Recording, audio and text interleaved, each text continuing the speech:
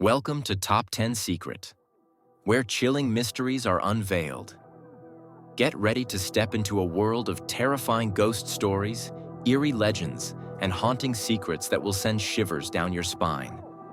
From supernatural encounters and cursed legends to unexplained disappearances, everything is waiting for you to uncover.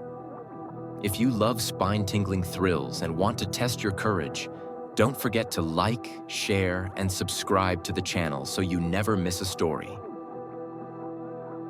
Story 1. The Dark Rider. The village of Hollow lay deep within a dense forest, isolated from the outside world. Narrow, mist-covered paths wound between old houses with dark, weathered roofs. During the day, Hollow looked like any other village, with farmers tending their fields and children playing around the small square. But when dusk fell, everything changed. No one went outside after dark. From behind tightly shut windows, anxious eyes watched as the thickening night swallowed the streets. It wasn't just ordinary fear. It was a terror passed down through generations. They knew that if anyone dared to step outside, they might never return. The story began centuries ago, when a legendary knight was sworn to protect the village. He was known as Reinhardt the Black, a proud warrior clad in armor as dark as the night itself. But one day, Reinhardt was betrayed. The village's powerful elite, driven by greed and fear, falsely accused him of heresy. They burned him alive in the village square, while his wife and children were captured and executed soon after. With his final breath, Reinhardt uttered a curse. "You have betrayed me. Mark my words. When night falls, I will return. None of you shall escape my darkness." From that moment on, every night as the mist rolled in, the sound of distant hoofbeats echoed through the village. Those who dared to leave their homes after dark vanished without a trace. By morning, only the imprints of carriage wheels and scattered bones remained on the cobblestone streets. No one knew who the knight hunted or how he chose his victims. Some believed he sought only those whose bloodline traced back to his betrayers. Others whispered that he was the embodiment of death itself, claiming the souls of any unfortunate enough to cross his path. Over time, the villagers learned to live with their terror. At sunset, they bolted their doors, hung protective charms, and whispered prayers. Parents warned their children that if they misbehaved, the Black Knight would come and take them away. These legends became woven into everyday life. But no matter how well they hid, no one could outrun the darkness forever. Nightfall descended upon Hollow, bringing with it a thick fog that crept into every narrow alley. The dim street lanterns did little to pierce the darkness, only making the shadows seem even more menacing. Inside their homes, villagers hurried to lock their doors, draw their curtains, and whisper silent prayers. They all knew, tonight, he might appear. The wind howled through the barren treetops, carrying eerie whispers like the voices of the damned. Everything was suffocatingly still, until a familiar sound broke the silence. Clop, clop, clop. Slow, heavy, as if echoing from the depths of hell. At the end of the road, the silhouette of the Black Knight emerged from the mist. He was draped in a tattered black cloak, fluttering with each icy gust. His face was shrouded beneath his hood, revealing only a deep, endless void where eyes should have been. No one knew if he could truly see, but anyone who felt his invisible gaze found their breath hitching, their heart pounding as if it would burst. No one in Hollow dared to look at him directly. From behind slivers of window shutters, they watched in hushed terror as the shadowy knight rode his pitch-black steed, its mane flowing like woven darkness. Each hoofstep left scorched imprints on the wet cobblestone. Some whispered that if he set his gaze upon you, death would come instantly. Those who had ever tried to run were found the next morning. Nothing left of them but scattered, bleached bones. The hoofbeats suddenly stopped. On the empty street, a man staggered out of the tavern. Eldrick, a known gambler and thief. Drunk and oblivious, he paid no mind to the deathly silence around him. When he finally looked up, he saw the knight standing still before him. Eldrick scoffed, laughing mockingly. "Who are you supposed to be? A masked fool trying to scare children?" No response, only an unbearable chill, as if all warmth had been drained from the world. Eldrick's breath caught in his throat. His hands trembled as he saw the darkness from the night slowly spreading, a thick, inky mass slithering toward his feet like a living shadow. He tried to run. His legs would not move. From beneath the tattered cloak, the knight raised a skeletal hand and pointed directly at Eldrick. A freezing wind howled through the streets, carrying a scream of pure terror. The darkness wrapped around Eldrick, consuming him in an instant. His eyes bulged, mouth open in a silent plea for help, but no sound escaped. Then, he collapsed. As the shadows receded, only a lifeless skeleton remained on the ground, still clad in Eldrick's clothes. Inside their homes, the villagers of Hollow held their breath. They knew the knight had claimed his victim for tonight, but the fear was far from over, because no one knew who would be next. The thick fog still clung to the damp cobblestone street, where just moments ago, Eldrick's drunken laughter had echoed. Now, only an eerie silence remained. His body, if it could still be called that, was gone. The only thing left on the ground was a pale, lifeless skeleton, still draped in the tattered coat Eldrick had worn in life. His bony hands stretched outward, as if he had desperately tried to cling to life in his final moments. His empty eye sockets were nothing more than hollow voids. The people of Hollow watched from behind tightly shut windows, silent witnesses to the gruesome sight. They had seen this before. The night before Eldrick, another had been taken in the same way. And tomorrow night, it could be someone else. Inside a nearby house, old Margaret clutched her granddaughter tightly. Her aged eyes, clouded with time, still shone with terror. Little Lenora, only 10 years old, trembled as she buried herself in her grandmother's arms. "Grandma, will the night come for us?" Lenora's voice quivered in a whisper. Margaret held her closer, murmuring softly, "Only those who bear sin will be taken, child." Lenora fell silent. But everyone in the village knew. No one truly understood how the knight judged sin. Some believed he only took the wicked, those who had committed vile acts. But others told different stories. Stories of him punishing even those who carried the blood of the ones who had betrayed him centuries ago. If that was true, how could anyone ever know who would be next? Outside, the hoofbeats sounded once more. Clop, clop, clop. Slow and ghostly. The knight lingered in the street, his dark form barely visible through the swirling mist. He seemed to watch the houses before him. No one knew what he was thinking, if he could even think at all. Then, without warning, his black steed reared up, hooves striking the air. And in an instant, the knight vanished into the fog, as if he had never been there at all. The first door creaked open. A trembling man stepped outside, clutching an oil lantern. He looked down at Eldrick's remains, then quickly stepped back. No one dared to touch them. It was said that anyone who disturbed the cursed remains of the knight's victims would be the next to die. One by one, others emerged, but no one spoke a word. They simply stared at the lifeless skeleton before retreating into their homes. A few men shielded their terrified wives, pulling their children away from the horrifying sight. The sun had yet to rise, but everyone knew that daylight would bring no comfort. Eldrick had been no beloved man, but his death only deepened the village's fear. Because they all understood one terrible truth: no one could hide forever. The people of Hollow had survived another night of horror, but in their hearts, only one question remained. Tomorrow night, who would be next? The village of Hollow was steeped in fear, yet no one truly knew when the Dark Rider had first appeared. The elders passed down stories from generations past, each version slightly different, but all sharing one undeniable truth. He was an unstoppable specter, eternally hunting the souls of the damned.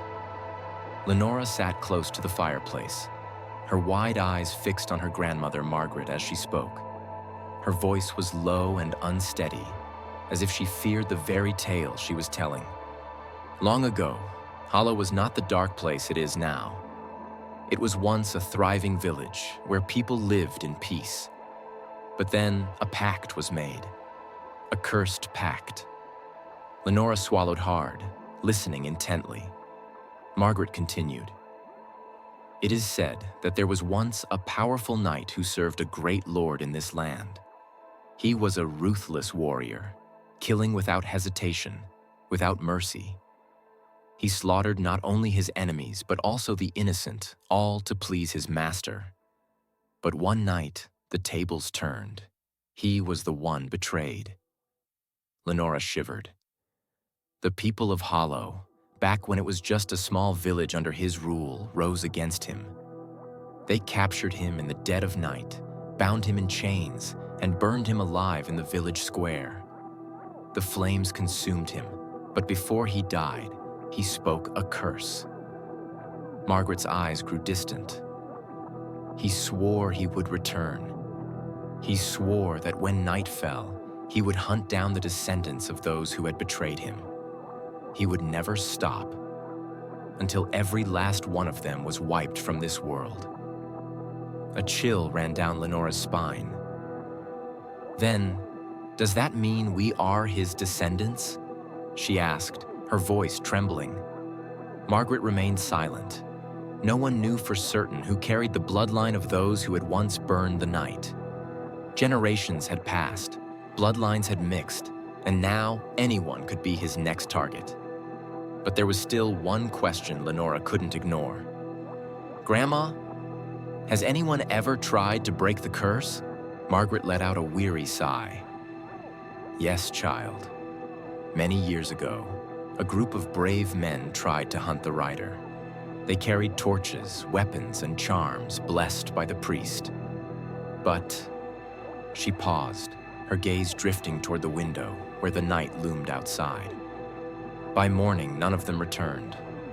Only their horses came back, riderless, their eyes wide open, as if they had seen something far worse than death. Lenora shuddered. Outside, a strong gust of wind rattled the old wooden door with a creaking groan. Margaret tightened her grip on Lenora's hand and whispered, "This curse cannot be broken. All we can do is hide and pray that tomorrow night he does not call our name." And then, as if to remind them of the cruel fate that bound them, a familiar sound echoed from the misty darkness. The slow, steady clatter of hooves. Clop, clop, clop. Lenora held her breath. Margaret closed her eyes. The cycle of the curse continued once more. The sun finally rose over the ashen sky of Hollow, but its pale light did little to dispel the heavy gloom that lingered over the village.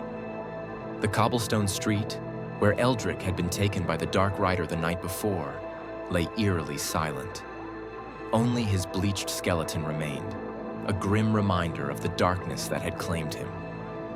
Slowly, the villagers emerged from their homes, yet none dared to step too close. A group of men, their faces tight with unease, finally gathered the courage to deal with what was left. Armed with old shovels, they dug a shallow grave outside the village, burying the bones without so much as a lingering glance. "Do not wake him," one man whispered as he tossed the last shovel of dirt over the grave. No funeral was held. No one mourned Eldrick.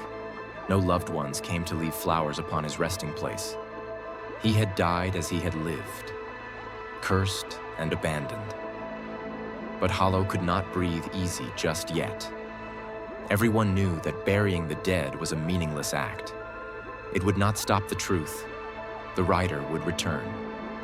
Tomorrow night, His hooves would echo through the empty streets once more, and another soul would be taken. From the window of her home, 10-year-old Lenora watched in silence, her gaze fixed on the freshly covered grave. Behind her, Margaret placed a trembling hand on the girl's shoulder. "You shouldn't look." Lenora turned to her grandmother, her clear, young eyes filled with both fear and curiosity. "Grandma, does the rider ever stop?" Margaret sighed. She had lived in Hollow nearly all her life and had never once seen the curse broken. "No, child, he will never stop." Lenora bit her lip. She didn't understand why the villagers simply accepted their fate. Why didn't they leave? Why didn't they fight? But she was too young to know the truth. Hollow was not a place one could leave so easily. Those who had tried to flee had never made it far. Some set out before dusk, only to never reach the nearest town. Their horses returned without them. Those who traveled on foot were later found deep in the woods, their eyes wide open, mouths frozen in silent screams, lifeless. The curse did not just bind the rider to Hollow, it bound the villagers to it as well. Night fell once more. The fog crept back through the cobblestone streets, swallowing every figure that hurried to take shelter. Doors were bolted, candles were lit, and whispered prayers filled the darkness. And then, the familiar sound came. Clop, clop, clop. The villagers held their breath. Who would be next? In the shadows, the rider stood at the village's edge, his tattered black cloak billowing in the wind. He did not hurry. He had no need to, for he knew he had an eternity to hunt the guilty. He would never stop, and Hollow would forever belong to the darkness.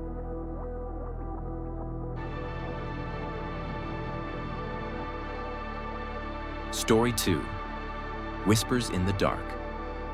Hannah walked slowly along the narrow path leading to the abandoned house on the outskirts of Hollowtown. A chilling wind blew past, sending a shiver down her spine. The house had been deserted for decades, yet it still stood tall, a silent witness to the horrifying mysteries the townspeople refused to speak of. Before coming here, Hannah had heard countless rumors. Some claimed that anyone who entered the house never came back, or if they did, they were never the same again. Others swore that at night, strange whispers echoed from within, as if someone was still inside. But Hannah didn't believe in such ghost stories. She was an archaeology student, and she was here to uncover the history of the house, not to hunt for ghosts. As she drew closer, an old man emerged from a nearby roadside shop, his eyes filled with concern. "Young lady, where are you headed?" Hannah paused and smiled politely. "I'm here to learn about that house." The old man's face immediately darkened. "You mustn't go there." "Why not?" He hesitated for a moment before lowering his voice. "Because it was never truly abandoned." Hannah frowned. "What do you mean?" "You may not believe me, but everyone who enters that house hears whispers. They say a woman still lives there, or rather she never left." Hannah raised an eyebrow. "But hasn't the house been empty for decades?" "Is that what you think? Look closely. Haven't you ever noticed the faint light glowing inside at night? Haven't you ever heard the windows slam shut, even when no one is there?" The old man locked eyes with her, as if trying to warn her.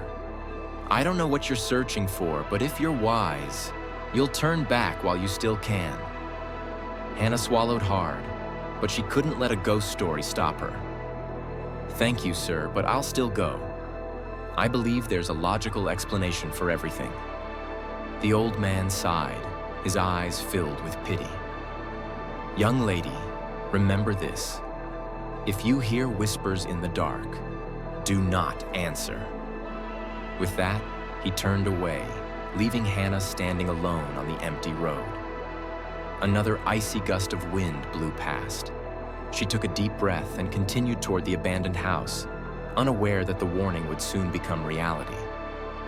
Hannah stood before the rusted iron gate of the abandoned house.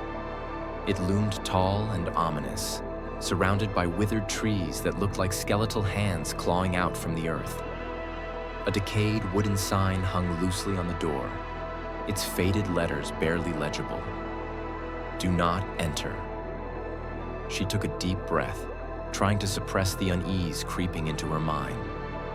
She didn't believe in the ghost stories the townspeople had told her. There had to be a logical, scientific explanation for everything. With that thought, Hannah pushed open the gate. The rusty hinges screeched loudly, shattering the eerie silence. She stepped into the overgrown front yard, where weeds and dead leaves covered the ground like an unwelcoming carpet. Every step she took sent a crunching sound echoing through the still air. As she reached for the doorknob, a sudden gust of cold wind rushed against the back of her neck, making her shiver. The night was still, yet she could feel an undeniable chill, like the breath of someone standing right behind her. She spun around. No one was there. "I'm just imagining things," she told herself. She turned back and grasped the doorknob. It wasn't locked. The door creaked open slowly, revealing a dark hallway filled with the musty scent of decay. The dim light from outside barely illuminated the entryway, leaving most of the space cloaked in shadow. Hannah stepped inside, her footsteps echoing across the aged wooden floor.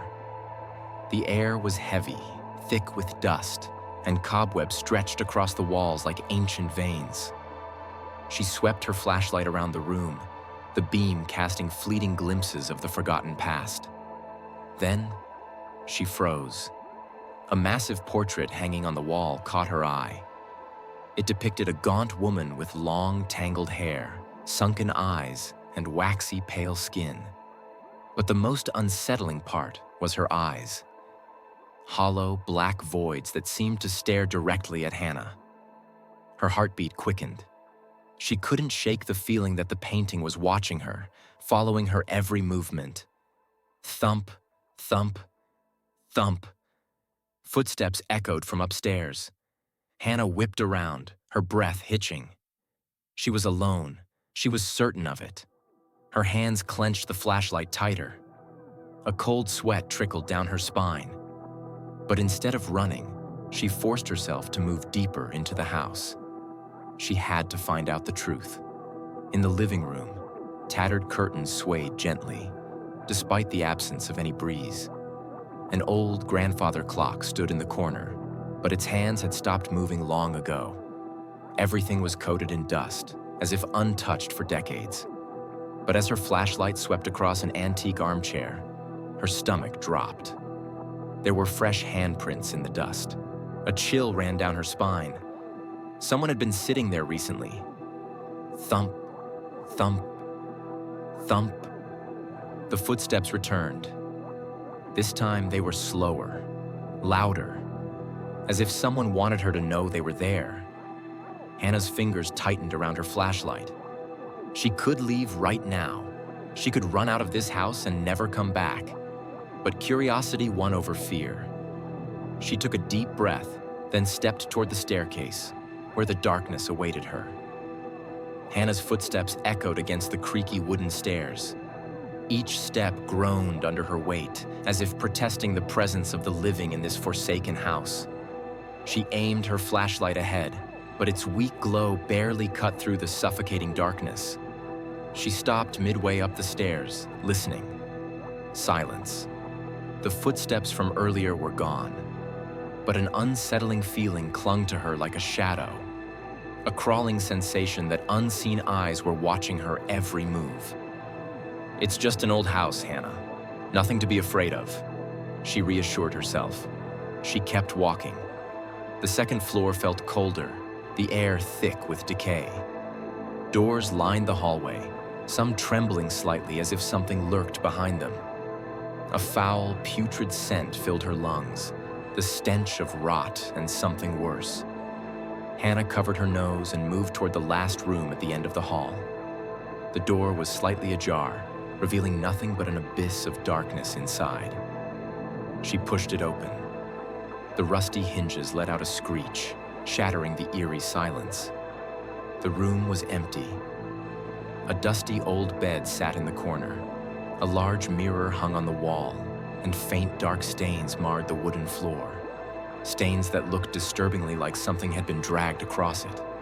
She swept the flashlight around. Nothing unusual. But then, "Hannah?" A whisper, her breath caught in her throat. She spun around. No one. Did I imagine that? "Hannah, you shouldn't be here." A shiver crawled up her spine. Her heartbeat pounded in her ears. The voice, soft, distant, yet impossibly close, was coming from inside the room. Hannah slowly turned toward the large mirror hanging on the wall, and she saw it. A figure stood behind her. A woman, gaunt, with tangled hair cascading over her hollow face. Her skin was so pale it was nearly translucent. But it was her eyes that sent ice through Hannah's veins. Dark, empty voids, as if they led straight into nothingness. Hannah whipped around. Nothing was there. Her breath came in rapid, shaky gasps. She turned back to the mirror. The woman was still there. And this time, she was smiling. Hannah stumbled backward, but before she could react, the mirror cracked. A piercing shriek filled the air, a sound that seemed to come from the very depths of the house itself. Suddenly, the door slammed shut. The footsteps returned, but now they weren't coming from the hallway. They were inside the room. Hannah froze, every instinct screaming at her to run, but her body refused to move. Thump, thump, thump. Slow, deliberate steps approached her. She tried to scream, but her voice caught in her throat, strangled by pure terror. Then she felt it. A breath, ice cold, right next to her ear. "Hannah, it's too late." She jolted backward, her foot catching on the edge of a tattered rug. She fell to the floor, her flashlight slipping from her grasp, its flickering beam casting erratic shadows across the walls. The room fell into silence, but she knew she was no longer alone. Slowly, she turned her head and saw the figure standing right in front of her.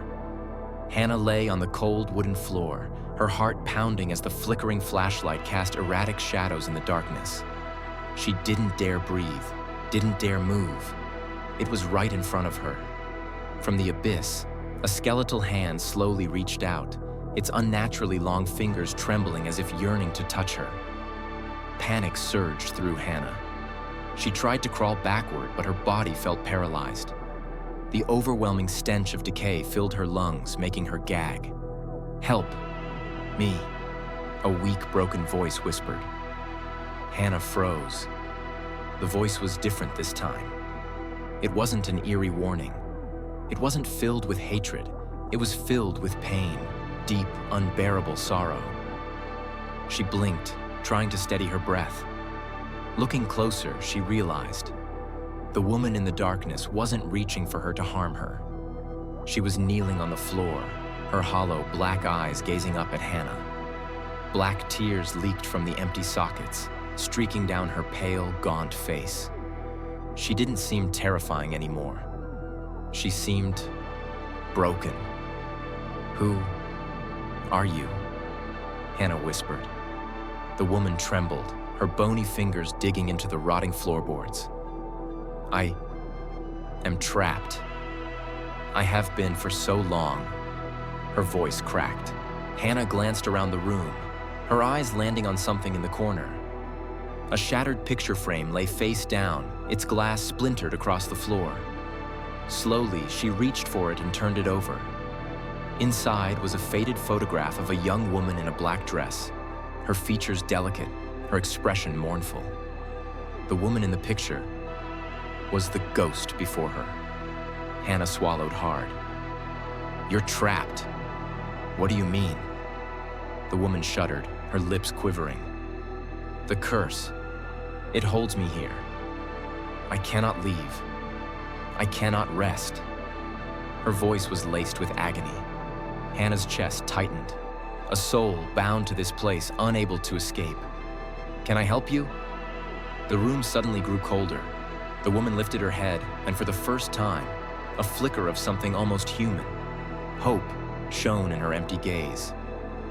"Flames. Only fire can set me free." Hannah's breath caught. Fire? Her eyes darted around the room. Rotten walls, dust-covered furniture, tattered curtains. Everything in this house was dry, old, eager to burn. But if she set it ablaze, would she make it out alive? The ghostly hand pressed lightly against her shoulder.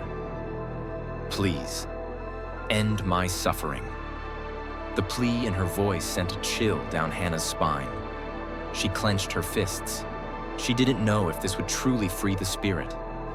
But if she did nothing, she would become part of this house. Forever. She had to decide. Right now. Hannah stared at the woman in front of her. Those hollow black eyes bore into her soul, filled with indescribable pain and despair. Only fire could set her free. But that also meant Hannah had to burn down the entire house, and possibly herself. She took a deep breath, scanning the room. The place was old, decayed, rotting walls, dust-covered curtains. It wouldn't take much to set everything ablaze. Her fingers trembled as she reached into her pocket and pulled out a lighter. With a flick, a small flame danced in the darkness, its glow reflecting in the ghost's empty eyes. The woman said nothing. She simply watched, waiting. Hannah swallowed hard and stepped toward the corner of the room where an old velvet curtain hung. She held the flame close and let it catch. The fire spread instantly. Thick smoke curled into the air as flames devoured the fabric, crawling hungrily up the walls. Hannah backed away, heart pounding. The fire was spreading too fast. It consumed everything in its path, transforming the room into a fiery inferno. She turned to the ghost. The woman still stood there, but she no longer looked terrifying. The flickering light illuminated her pale skin, and for the first time, she smiled. "Thank you." Her voice was as soft as a whisper in the wind. Slowly, her body began to fade, dissolving into tiny glowing embers that drifted into the air until she was completely gone. Hannah exhaled shakily, but there was no time to stop. The fire was spreading through the house. She turned and ran. Smoke filled the hallways, stinging her eyes. She coughed violently, pushing through the suffocating heat. The wooden floors groaned beneath her as burning debris crashed down. She couldn't stop now. If she hesitated, she would die here. Summoning the last of her strength, she sprinted through the thick smoke, heading straight for the front door. She threw her weight against it, once, twice, until the rotting wood finally gave way. Cool night air hit her like a shock as she stumbled outside, collapsing onto the dirt. She gasped, gulping in the fresh air. Then she looked back. The house was engulfed in flames. Fiery embers danced against the dark sky, their glow reflecting in Hannah's exhausted, wide eyes. And as the fire roared higher, she swore she saw a shadow, a woman's silhouette, standing at the second-floor window. No longer a tormented spirit, but a soul that had finally been set free.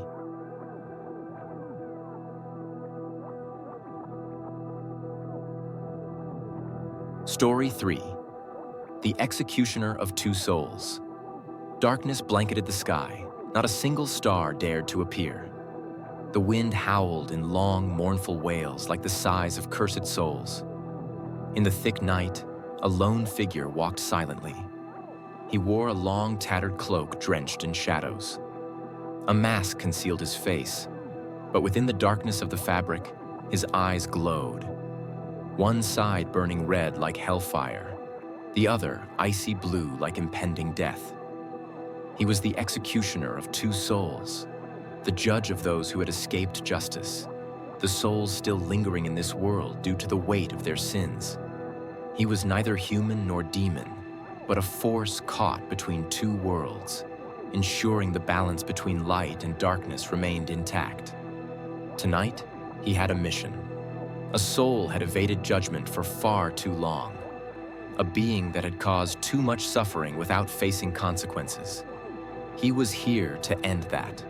His footsteps made no sound, even on the shattered stones beneath his feet. The darkness seemed to part for him, as if even the night itself feared his presence. Ahead, a village lay in deep slumber. Thatched roofs peeked through the dim moonlight, unaware of the supernatural force that had stepped into their midst. But he was not here for the living. He sought something else. A soul bound to this place by its sins. He halted before an old, moss-covered house. No light, no sound. Yet he knew his target was inside. Raising his right hand, a blue flame erupted from his palm. The flickering light danced against the cold stone walls, casting grotesque shadows. The decaying door creaked open without his touch. Inside, the air was thick with a chilling presence. Not the natural cold of the night, but the breath of death. A gust of wind swept through, carrying a shriek from the depths of the house. A grotesque form emerged from the darkness, twisted bones protruding beneath a rotting, slick layer of flesh. Its face was a mangled distortion, no longer human. It had once been a man, but now it was nothing more than a wretched soul, condemned by its own sins. He did not flinch, not even a moment of hesitation. He had faced countless souls like this before. "You have hidden long enough." His voice was deep, echoing like a death knell. The soul shrieked, attempting to retreat, but an unseen force bound it in place. He lifted his left hand, and a wave of frost spread outward, mist forming in the air. The soul trembled. It knew what was coming. Your sins cannot be forgiven. He clenched his fist, and instantly ice began encasing the wailing entity. It writhed, screamed, but there was no escape. He was not a god to grant mercy, nor a devil to bargain. He was the executioner, the final judge. For a fleeting moment, the soul was frozen solid, then flames erupted from his right hand, consuming it whole. A last tortured scream echoed before fading into silence. Justice had been served. He stood still, staring at the smoldering remains before him. No emotion, no regret. This was the fate of the guilty. Turning away, he left the house, stepping back into the night. The ancient door creaked shut behind him, as if sealing the past forever. No one in the village would ever know that a supernatural force had walked among them tonight. But somewhere, the guilty souls would feel it. The presence of the executioner, the one who wields both fire and ice. And he would not stop. Justice has no end.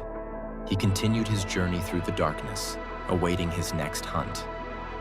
The executioner moved silently through the endless night, his cloak whispering against the wind like a spirit gliding over the earth. The village behind him faded into darkness, but his mission was far from over. Justice did not rest, and neither did he. His path led him deeper into the forest, where the trees grew twisted, their branches gnarled like skeletal hands reaching for the sky. Shadows clung to the air, thick and suffocating. This was no ordinary place. The ruins of an ancient temple, abandoned for centuries, now nothing more than a nest for lost souls. Somewhere within these ruins lurked another entity that had escaped its rightful judgment. A soul bound by its own malice, refusing to cross over. The executioner did not question why, only that it must be put to rest. He arrived at the entrance, a grand archway covered in vines and decay.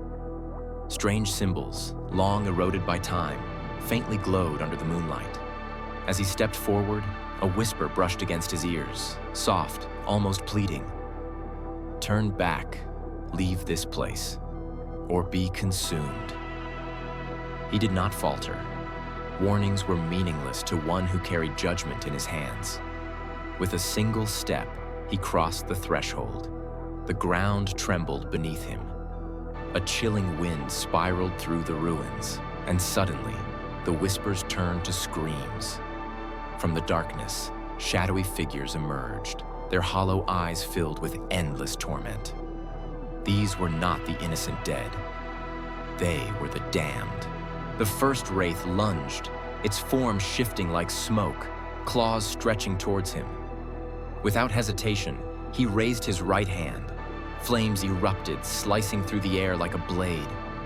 The creature screeched as the fire engulfed it, its body curling inward before vanishing into the night. More came. Dozens, maybe hundreds. They swarmed like a tidal wave of suffering, their voices merging into a cacophony of anguish. He lifted his left hand. A wave of frost surged forward, freezing several spirits mid-attack. Their howls echoed as ice spread through their forms, cracking and shattering them into nothingness. For a moment, silence returned. But he knew this was not the true battle. The one he sought still remained. A slow, deliberate sound echoed through the ruins. Clap, clap, clap. From the shadows, a tall figure emerged. Unlike the mindless wraiths, this one had shape, form, and intelligence.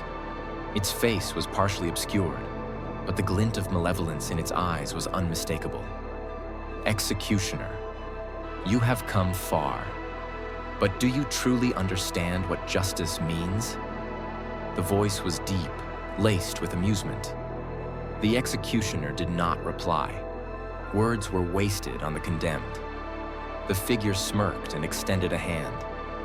Darkness coiled around its fingers, writhing like living tendrils. A being that had once been human but had forsaken its soul for power. A betrayer of his own kind. Do you not wonder why I refuse to leave this world? The voice slithered through the air, filled with venomous charm. I was wronged. They sentenced me unjustly. And you served their will without question? The executioner lifted his right hand. Flames flared once more, casting shadows across the ruins. Your sins are not mine to debate, only to judge. The air crackled. The battle was about to begin. In the ruins, long forgotten, would soon bear witness to a clash of fire and darkness, of justice against defiance. The executioner had delivered judgment countless times before, but tonight, he faced an adversary unlike any other, and the night was far from over. The air between them crackled with tension, an unspoken battle already brewing in the silence. The executioner stood unmoving, his cloak billowing as an unseen force rippled through the ruins. Across from him, the betrayer smirked, a twisted amusement dancing in his shadowed eyes. You think you understand judgment? The betrayer mused, his voice low and mocking. You think justice is absolute? The executioner did not answer. Words had never been his weapon, only fire and ice, only judgment and reckoning. With a single swift motion, the betrayer raised his hands. Shadows erupted from his fingers, swirling into grotesque forms, phantoms of the past, twisted faces locked in silent screams. They surged forward, an army of darkness seeking to consume. The executioner raised his right hand, and fire roared to life, illuminating the ruins in a violent blaze.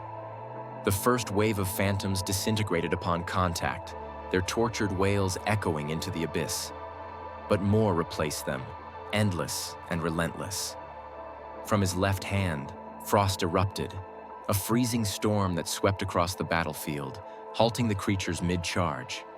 The ice crept over them, trapping them in their agony before shattering them into oblivion. The betrayer laughed.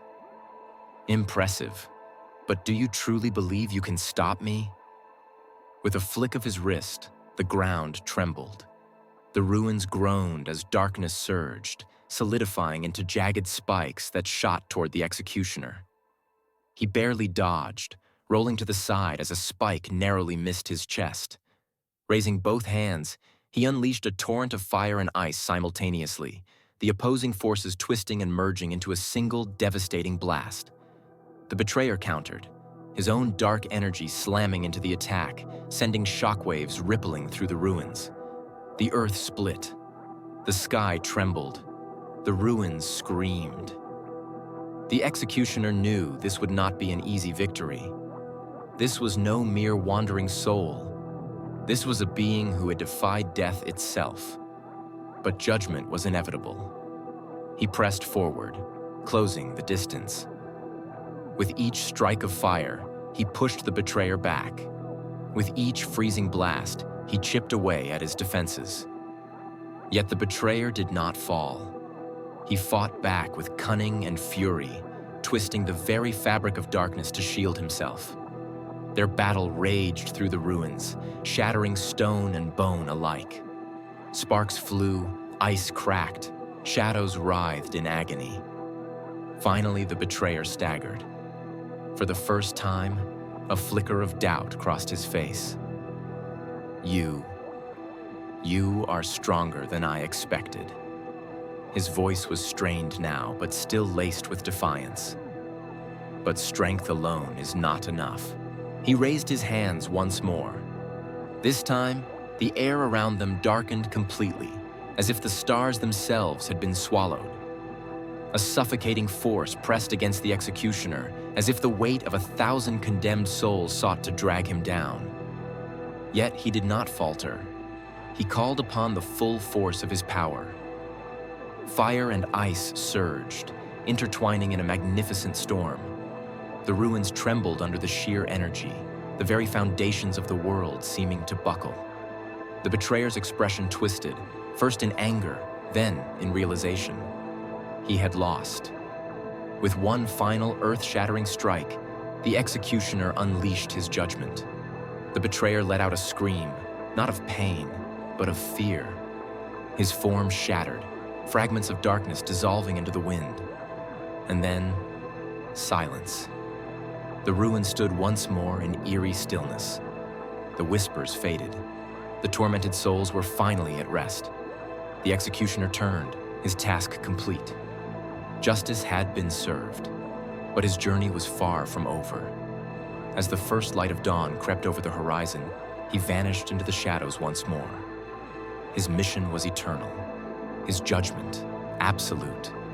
And somewhere, in another forsaken land, another soul awaited its reckoning. The battle had ended, but the executioner's journey was far from over.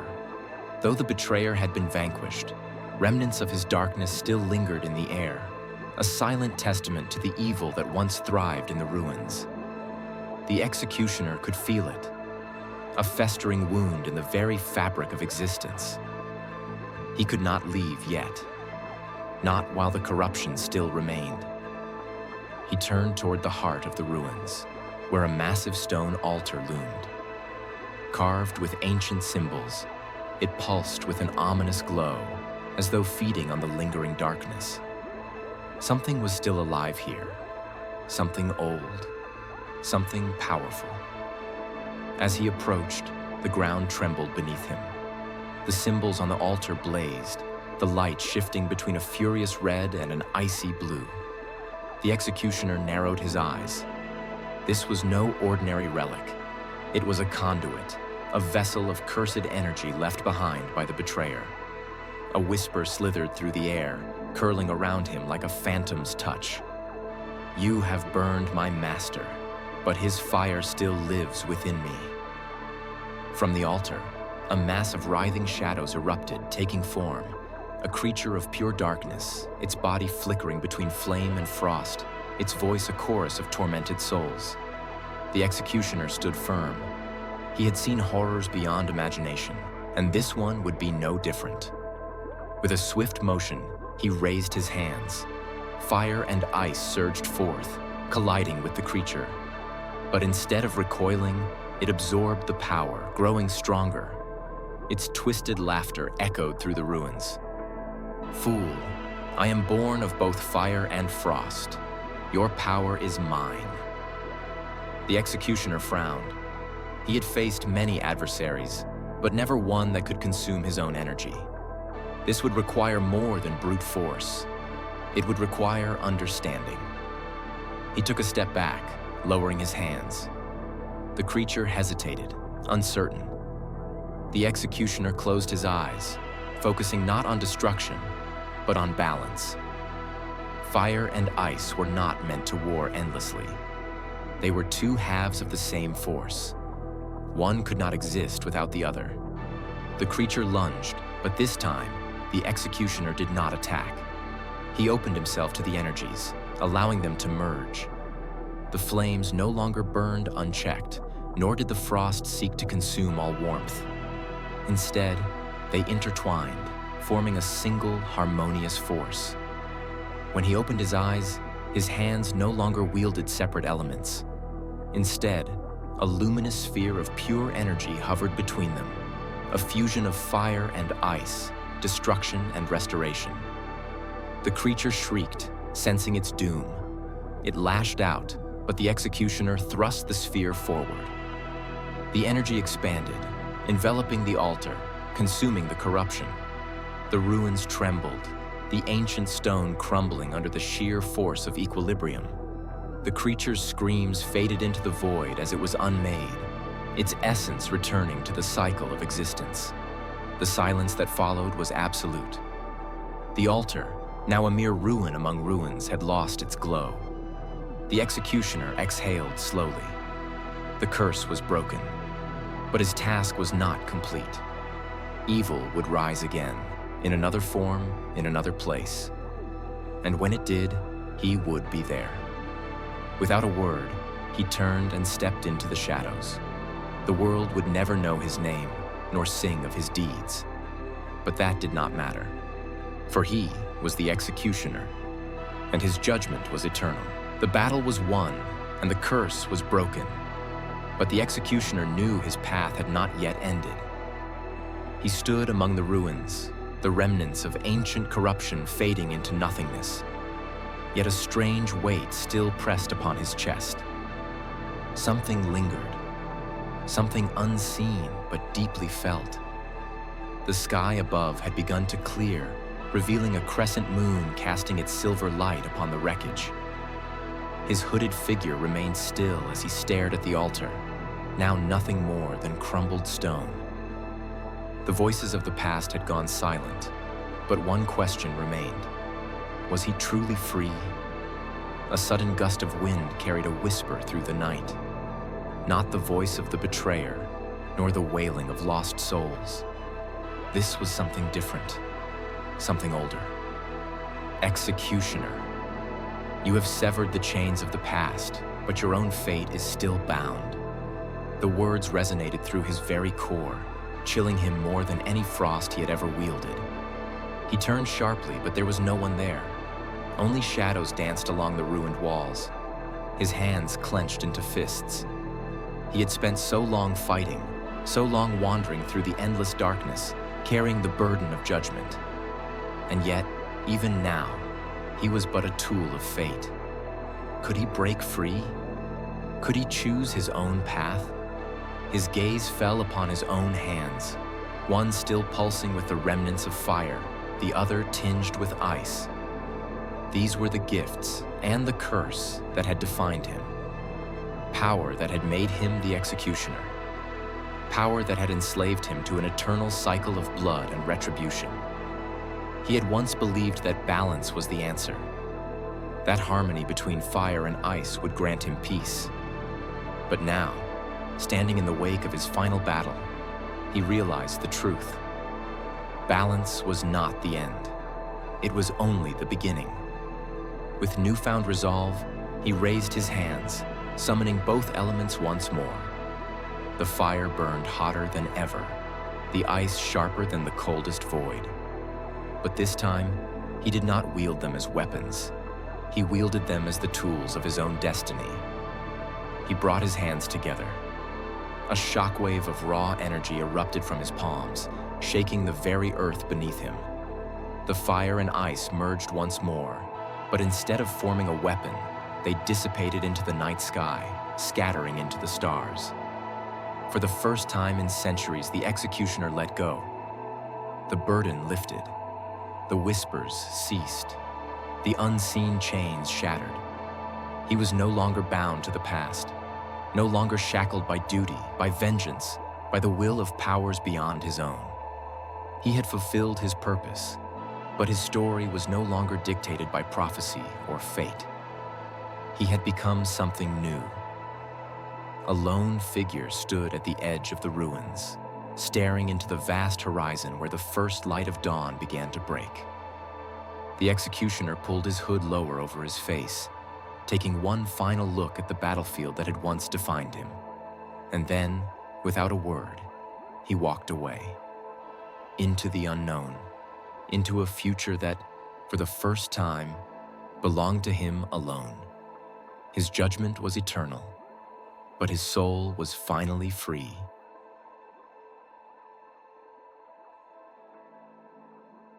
Story 4.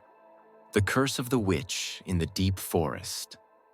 Deep in a dense, shadowy forest where sunlight barely pierced through the thick canopy, there stood a decrepit wooden hut, hidden among the twisted roots and gnarled trees. The villagers avoided the forest at all costs, believing it to be the domain of Baba Nocta, a sinister old witch who had lived for centuries, bound by an eternal curse. No one dared to venture near her hut, especially at night, for the stories spoke of those who entered but never returned. Baba Nocta's hut sat in the heart of the forest, isolated from the world. Its roof was covered in thick moss, and the rotting wooden walls creaked with every gust of wind. A single candle flickered at the doorstep, never extinguishing, no matter how strong the wind blew, almost as if some unseen force kept it alive. Inside, the air was thick with an eerie glow from a massive black cauldron, constantly bubbling with a strange green mist that carried a pungent, unsettling scent. Dusty shelves lined the walls, filled with glass jars containing viscous, unidentifiable substances, while scattered bones littered the floor. Baba Nocta herself was a horrifying sight. Her face was as wrinkled and cracked as dried bark, with milky white eyes that glowed with malevolence. Her tangled silver hair fell over her hunched shoulders, partially hiding her twisted, grinning mouth. Her fingers were long and skeletal, tipped with razor-sharp nails like a vulture's claws. Whenever she stirred her cauldron, she would mutter ancient incantations in a voice so raspy and broken that it seemed to merge with the night's chilling whispers. It was said that Baba Nocta was not always this way. She was once a beautiful woman, but after being betrayed and exiled from the village, she made a pact with dark forces in exchange for immortality. The price? A life of solitude in the cursed woods, where she would have to collect the souls of those foolish enough to enter her domain. Each night, villagers would hear eerie whispers drifting from the forest, luring, calling, beckoning the weak-willed toward her lair. Anyone who dared enter the forest after midnight would feel an unnatural chill creeping down their spine. Shadows flickered between the trees, leaves rustled though no wind stirred them, and glowing red eyes peered through the darkness. These were signs that Baba Nocta was watching. She never revealed herself immediately. Instead, she observed, waited, and let fear sink in. By the time her victims realized they were being hunted, it was far too late to escape. Years ago, a group of hunters from a neighboring village set out to defy the legend and find Baba Nocta's hut. Armed with weapons, torches, and protective charms given to them by the village shamans, they entered the forest at midnight. But despite their preparations, they were no match for the ancient evil lurking in the shadows. Only one man returned the following morning, his body trembling, his eyes filled with terror. He never spoke of what he had seen, only muttering about glowing eyes in the dark and skeletal hands reaching from the mist. From that day on, no one else dared to step foot into the forest. Since then, the forest had only grown more sinister. Black crows circled overhead, their cries echoing through the silence like warnings from beyond. The trees near the hut withered and decayed, as though the land itself had been cursed. The villagers lived in constant fear, whispering stories of Baba Nocta to their children, warning them never to stray beyond the village's borders. They believed that once someone crossed into the forest, their soul would belong to the witch forever. Yet, despite all the warnings, there were always those who were too curious, too reckless, and none of them ever came back. The villagers had learned to avoid the deep forest, yet there were always those who let their curiosity get the better of them. Some were drawn by whispers carried on the wind, while others simply didn't believe in old legends, until they found themselves lost in the tangled, suffocating trees, with no clear way out. It was said that Baba Nocta's magic was not just in her spells, but in her very presence. She had a way of influencing the mind, luring people deeper into the forest without them realizing it. The deeper they wandered, the harder it became to turn back. Paths that once seemed familiar would twist and change, trees shifting in the darkness as if they had a will of their own. Shadows flickered just out of sight, and the air grew thick, pressing against their skin like an unseen force. The witch never rushed to take her victims. She played with them first. When someone stepped too close to her domain, they would hear voices, not loud, but faint whispers, creeping into their ears like a breeze through the leaves. The voices always sounded familiar, mimicking the tones of lost loved ones or trusted friends. They would call out, urging the traveler forward, deeper into the cursed woods. And the moment the unfortunate soul hesitated, something in the forest would shift. A sudden snap of a branch, a flicker of movement in the corner of their vision. The prey would convince themselves it was nothing, but they had already made a fatal mistake. They had listened. As night fell, the forest became alive with unnatural sounds. Footsteps echoed where no one was walking. Leaves rustled without wind. An overwhelming feeling of being watched settled over anyone who had dared to wander too far. Some described feeling a presence right behind them, so close they could feel a breath on their neck. But when they turned, nothing was there. Many who encountered these strange happenings ran in terror, trying to find their way back to the village. But Baba Nocta's forest did not let people go so easily. The faster they ran, the more disoriented they became. Trees blurred together, forming walls of darkness, and the sky disappeared behind thick layers of twisted branches. The deeper they went, the stronger the whispers became, until they weren't whispers at all, but laughter.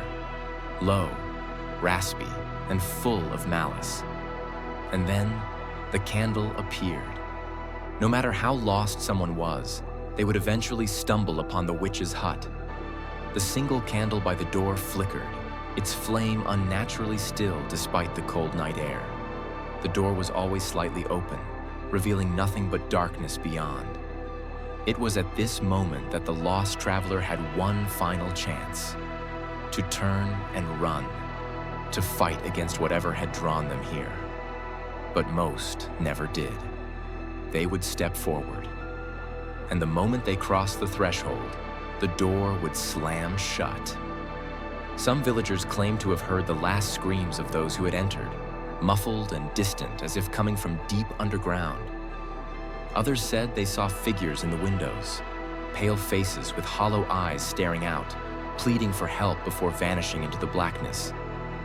But the most terrifying thing was what happened the next morning. Whenever someone disappeared in Baba Nocta's forest, a new wooden figure would appear outside her hut. Small, crudely carved, yet unmistakable in its likeness to the person who had gone missing.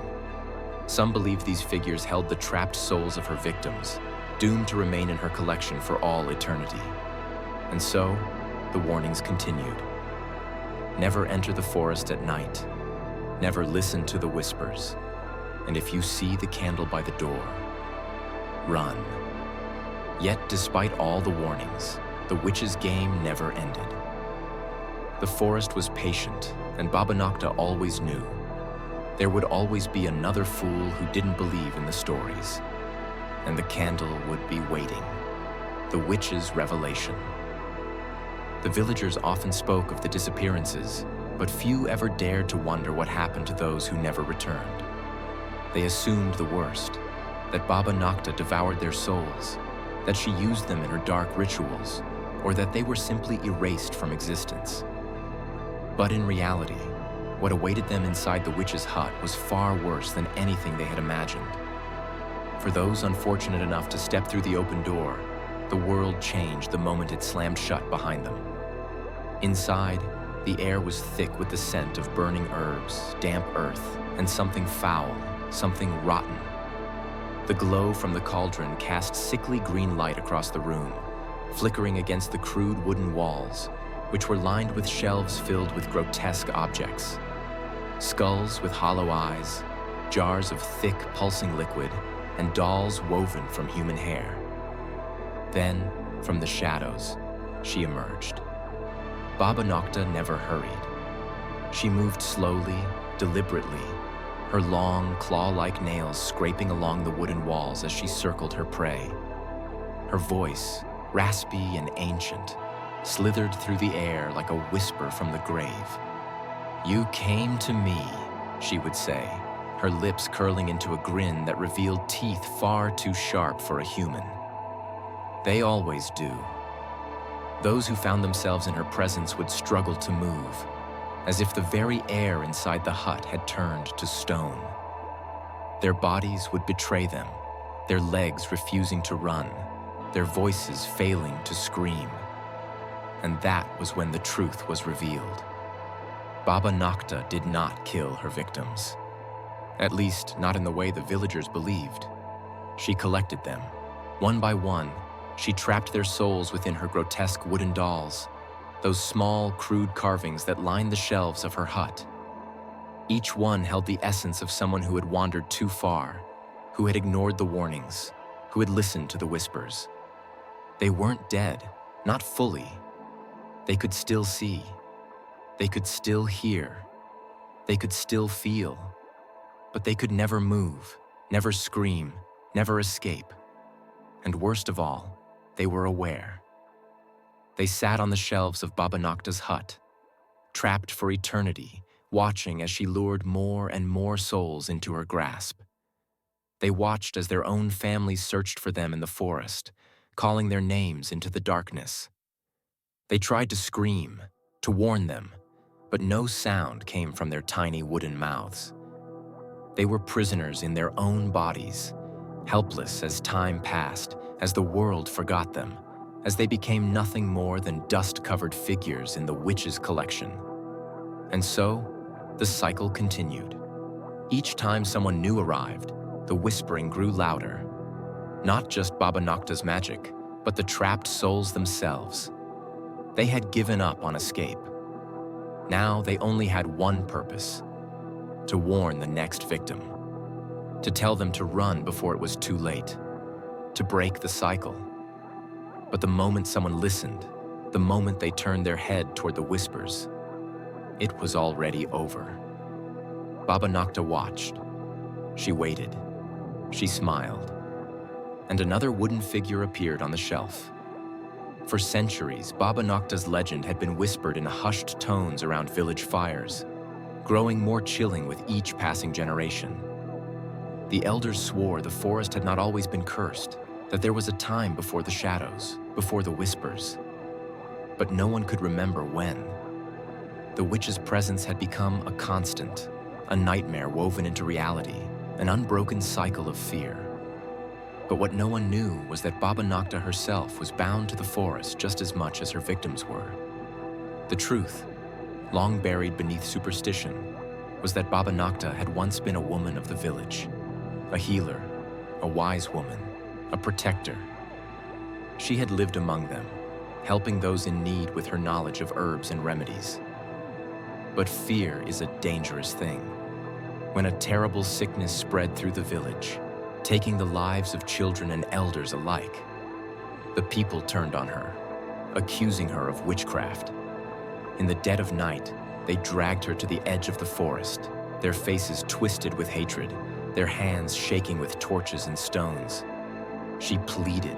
She swore she had done nothing wrong. But the mob did not listen. They left her to die, abandoned in the darkness. But something else listened.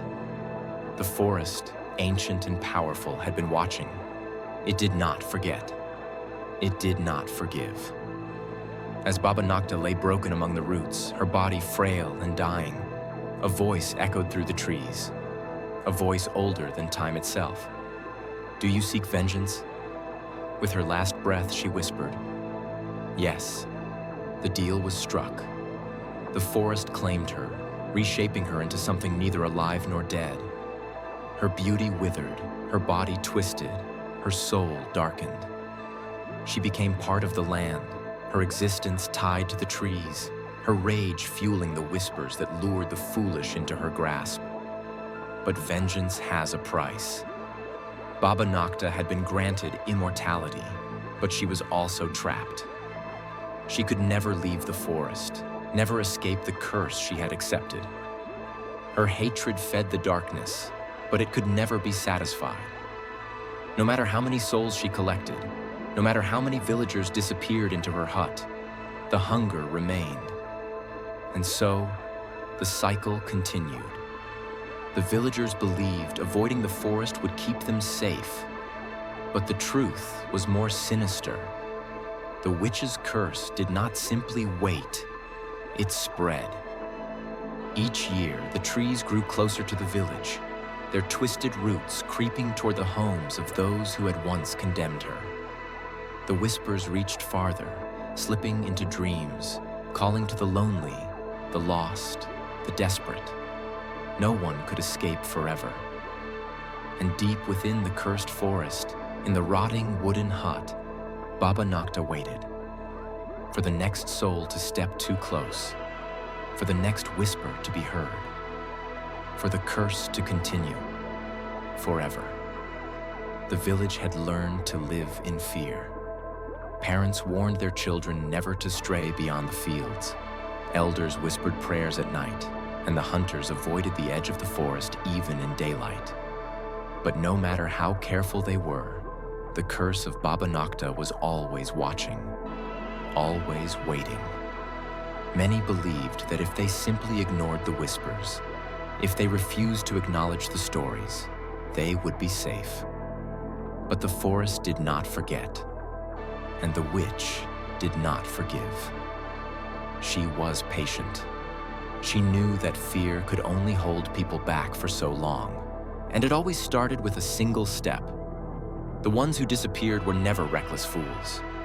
They were the ones who lingered at the edge of the trees for too long, the ones who let curiosity win, the ones who ignored the unnatural chill that crept down their spines. They were the ones who heard something, a voice, a call, a whisper that spoke only to them. And once they listened, they belonged to her. No one ever saw what truly happened to those who were taken. The villagers only knew that once someone was lost to Baba Nocta, they were lost forever. No body was ever found. No trace remained, except for the small wooden figures that would appear outside her hut the following morning. Some claimed the dolls were warnings. Others believed they were trophies. But the elders, the ones who remembered the old stories, knew the truth. The dolls were the souls of the lost, trapped, watching, unable to scream. One cold autumn night, a young girl named Lyra disappeared. She had always been careful, always heeded the warnings, always turned away from the edge of the forest when the trees whispered her name. But that night, something changed. Her mother awoke to the sound of the front door creaking open. She rushed to Lyra's bed, only to find it empty, the sheets still warm. There were no footprints in the dirt outside, no sign of struggle, just silence. The villagers searched the forest at sunrise, calling her name, their voices shaking with dread. But they all knew. Lyra was gone. The next morning, when the mist clung thick to the trees, a single wooden doll appeared outside the witch's hut. It was carved in the shape of a girl, her mouth open in a silent, eternal scream. That was when the villagers understood the truth. Avoiding the forest was not enough. The curse did not wait for them to come to it. It could reach beyond the trees, into their homes, into their dreams. Baba Nocta no longer needed to wait for the foolish to enter her domain. She was growing stronger. The villagers whispered of an ancient prophecy, one long forgotten in the fear and silence that surrounded the legend. It spoke of a way to end Baba Nocta's reign, to break the cycle, to free the lost souls from their wooden prisons. But the cost was unknown, and the danger was far too great. So, instead, they did what they had always done. They locked their doors. They covered their ears when the whispers called. They told their children never to step too close to the trees. And they prayed that when the next cold night came, it would not be their door that opened. But deep in the cursed forest, Baba Nocta's candle still burned, and the whispers never stopped.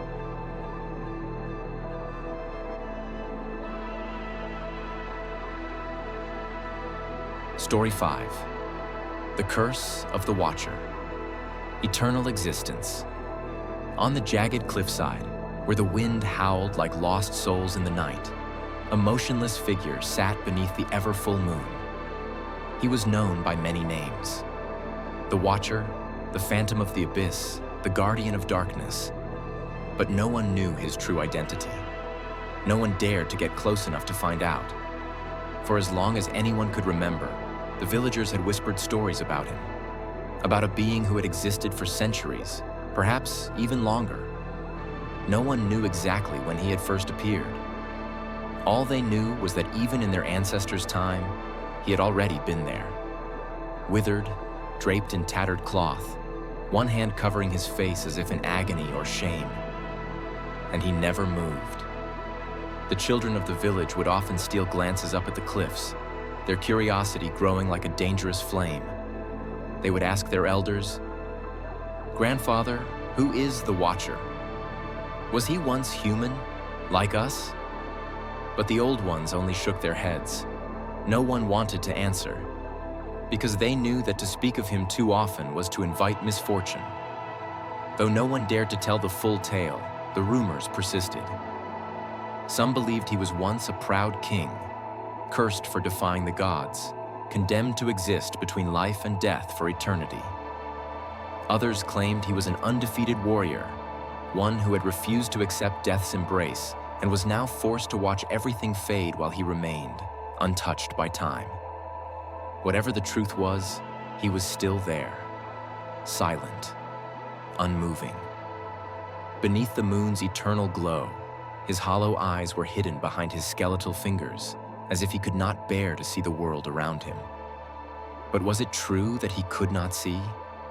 Or was he watching, waiting? No one dared to find out, because those who ventured too close to the cliffs never returned. No one knows exactly how long the Watcher has sat upon that cliff. He is like a part of the mountain itself, unmoving, unchanged, as if he had never been human. But the legends persist, and in those stories, he was once a man, just not anymore. Long ago, he was said to have been a powerful king, ruling over a vast kingdom. But he was cruel, heartless, a man who neither believed in the gods nor feared fate. He thought his power could surpass all things, that nothing could bring him down. He mocked the gods, laughed at prophecies, and declared himself immortal. But no one can defy destiny. On a full moon night, when the sky was shrouded in dark clouds and the wind howled through the fields, the gods punished him. Not with death.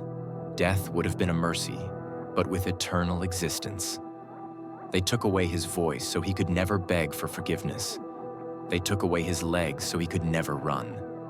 They cursed him to sit upon the cliff, watching the world change while he remained frozen in time. Thus, the Watcher was born. Those who believe in this tale say that he covers his face not out of shame, but because he fears seeing all that he has lost. Once he had everything: power, strength, a kingdom, and now all that remains is eternal solitude.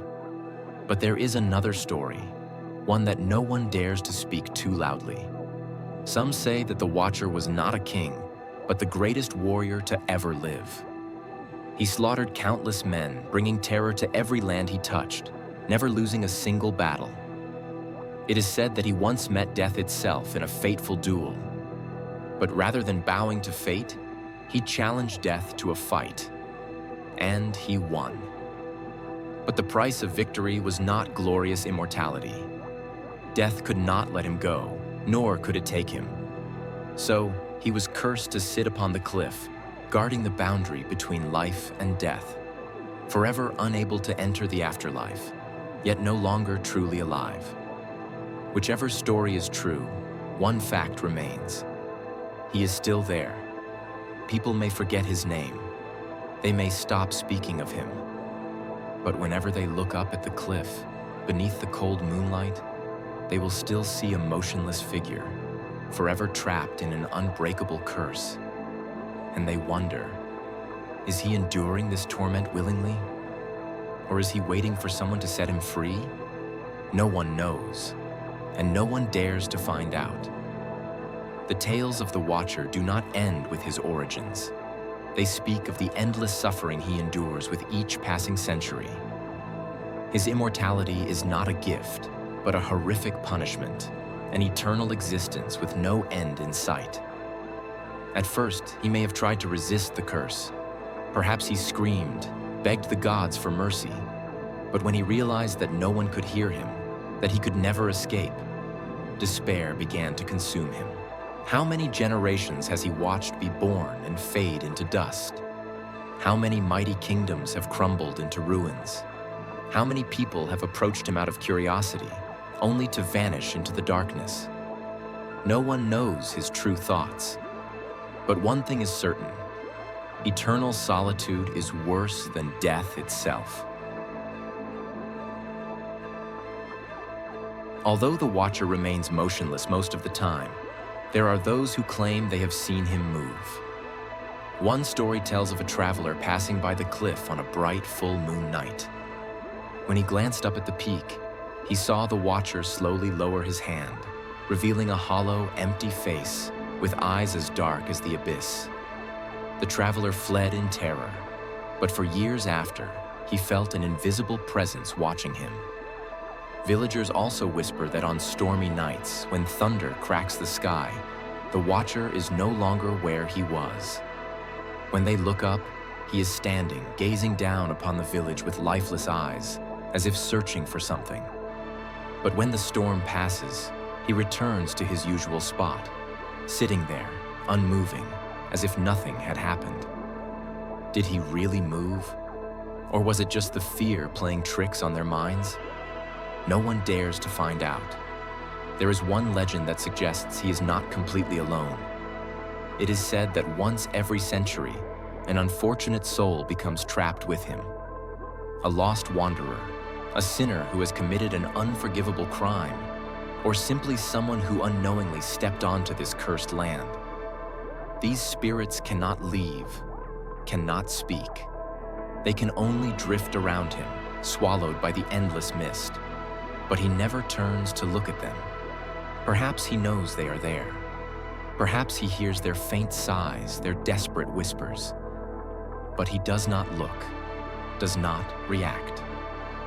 Because he understands better than anyone that there is no way to save them, just as there is no way to save himself.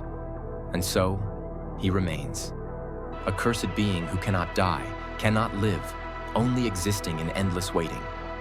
Waiting for what? A release from his torment? Or another victim to join him? No one knows, and no one wants to find out. For centuries, the Watcher remained there, as silent and unmoving as the cliff itself, as if he had never been human. Yet there exists a little-known legend, an ancient prophecy that speaks of his release. It is said that when the gods cursed him, they did not completely seal his fate. They left behind a loophole, a single way to break the curse. But the conditions were too difficult, too unattainable. So much so that across countless generations, no one had ever succeeded. The prophecy states that only a pure soul, one without fear or ambition, can approach him without being cursed. That person must dare to face him, to look straight into his hollow eyes without turning away. And most importantly, they must ask the right question, a question that no one had ever asked before. Only then could the curse be broken. But who would dare to try? Even as the prophecy faded from memory, there were still those who attempted to set him free. Some did so out of compassion, others out of curiosity, and a few simply wanted to prove that the legend was a lie. But their fate was always the same. Some never returned. They climbed the cliffs and vanished as if they had never existed. Some came back, but they were no longer themselves. They would not speak, would not react, their eyes empty as if their minds had been left behind in that place. Some went mad, while others lived only a few days before taking their own lives. No one knew what had happened to them. And over time, no one dared to go near again. Even though no one believed in the prophecy anymore, there was still one strange tale whispered among those who believed in the supernatural. They say that there was once a person who returned unharmed. It was a young girl, one who neither believed in the curse nor dismissed it. She went to the cliff on a full moon night and gazed directly at the watcher, without fear, without hesitation. When she returned, no one knew what question she had asked him. But something strange happened. In the nights that followed, people said they no longer felt the watcher's eerie gaze. Travelers no longer felt watched, and the whispers in the wind slowly faded. Perhaps the curse had weakened. Or perhaps he was waiting for another soul brave enough to ask the right question. No one knew, and no one dared to try again. The terrifying truth behind the curse. No one knows exactly who cursed the Watcher or why he is forced to endure this eternal, agonizing existence. The legends about him are fragmented, each story different from the last, as if the truth has been buried in darkness. However, there is one theory more terrifying than all the others, that he was the one who created his own curse. It is said that centuries ago, he was once a powerful sorcerer, consumed by an insatiable ambition for limitless power. Dissatisfied with the fleeting nature of human life, he sought to obtain immortality through forbidden magic. He performed dark rituals, sacrificed innocent souls, and summoned beings from beyond this world, all in a desperate attempt to achieve eternal life. And in the end, he succeeded. But the price was far greater than he had ever imagined. The entities he summoned did not merely grant him immortality. Instead, they cursed him, binding him to the lonely cliff for all eternity, unable to die, unable to escape. He could not move from this place. He could not speak. He could not communicate with anyone. People could only see him from afar, a haunting, silent figure, forever motionless, serving as a grim warning about the perils of unchecked ambition. But the curse did not stop with him. Anyone who ventured too close would experience horrifying visions, whispers in the wind, unending nightmares, and in some cases, complete madness. It was not just a punishment for him. It was a warning to all who dared to defy the limits of human existence. The Watcher is not the only one trapped by this curse. The innocent souls he once sacrificed still remain, drifting aimlessly in the darkness, caught between life and death. They whisper through the wind, weep on moonless nights. Those unfortunate enough to hear them will never escape their torment. The faint cries, the desperate pleas for help, the venomous curses that linger in their minds. Some believe that if these lost souls are ever freed, the Watcher himself may finally be released. But who could accomplish such a feat? Who would be strong enough to break a curse that has lasted for centuries? No one knows. And perhaps no one is brave enough to try.